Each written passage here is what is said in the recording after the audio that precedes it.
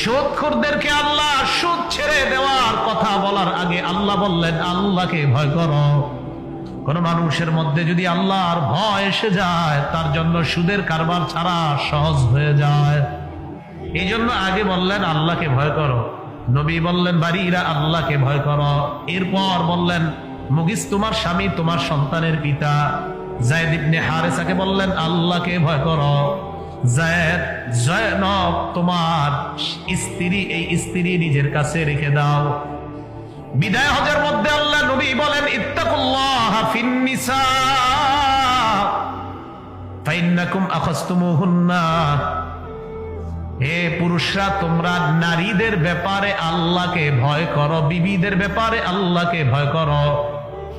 এই বিবিদেরকে তোমরা গ্রহণ করেছো ওই জিনিস হালাল করার মাধ্যমে, যে জিনিস তোমার জন্য হালাল ছিল না ওই জিনিস হালাল করার মাধ্যমে তাদেরকে গ্রহণ করেছো। তাদের ব্যাপারে আল্লাহকে ভয় করো।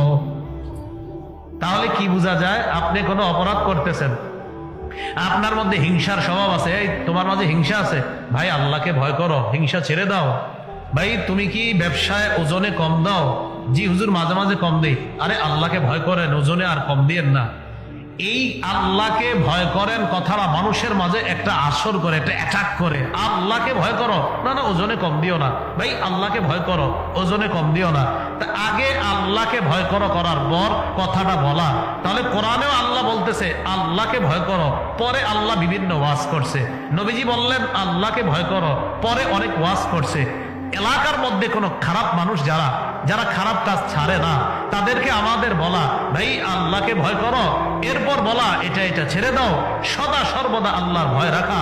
ওয়াহুয়া মাআকুম আইনামা কুনতুম, আল্লাহ তোমার সাথে আছে। যখন আপনি কোনো গুনাহ করতেছেন, একটা নারীর দিকে তাকানো হারাম, তখন আপনি তাকে বলেন ভাই তুমি আল্লাহকে ভয় করো, নারীর দিকে তাকাইতে আল্লাহ তোমাকে নিষেধ করেছেন, এটা হারাম। তখন তার মাঝে এটা খুব কাজ করবে। তাহলে আল্লাহকে ভয়, যখন কোনো মানুষের মাঝে আল্লাহর ভয় তৈরি হয়ে যাবে, গুনাহ ছেড়ে দেওয়া তার জন্য সহজ হয়ে যাবে।